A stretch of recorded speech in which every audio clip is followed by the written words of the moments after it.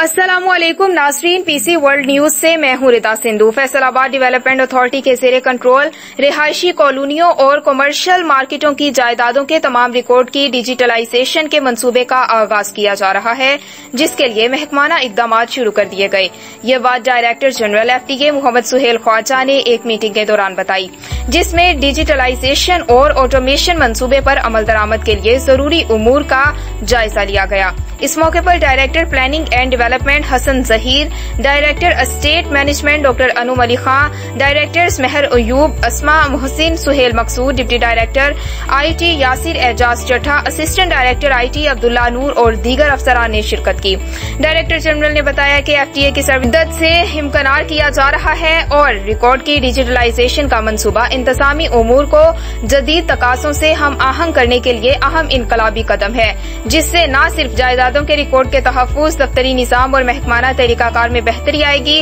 بلکہ بھرپور شفافیت سے کسی قسم کے فراڈ، بدنظمی یا بددیانتی کے احتمال کا خاتمہ بھی ہو جائے گا۔ انہوں نے بتایا کہ جائیدادوں کے ریکارڈ کی ڈیجیٹلائزیشن کا منصوبہ build, own, operate and transfer کی بنیاد پر شروع کیا جا رہا ہے، جس پر سرکار اسمارٹ کارڈز جاری کیے جائیں گے، جس میں جائیداد کی تمام تر تفصیلات ہوں گی جو اس سلسلے میں ضروری ریفرنس کے لیے کام آ سکیں گی۔ انہوں نے بتایا کہ جائیدادوں کی ڈیجیٹلائزیشن کے بعد متعلقہ مالکان اور عام شہری بھی آن لائن مخصوص تفصیلات چیک کر سکیں گے۔ میٹنگ کے دوران ڈیجیٹلائزیشن کے منصوبے کی تفصیلات کا جائزہ لیتے ہوئے ڈائریکٹر جنرل نے متعلقہ افسران سے کہا کہ وہ کامیاب حکمت عملی کے ذریعے اس کو پایۂ تکمیل تک پہنچائیں، تاکہ FDA کی طرف سے شہریوں کو عالمی معیار کے مطابق سروسز فراہم کرنے کے پروگرام میں کوئی کسر باقی نہ رہے۔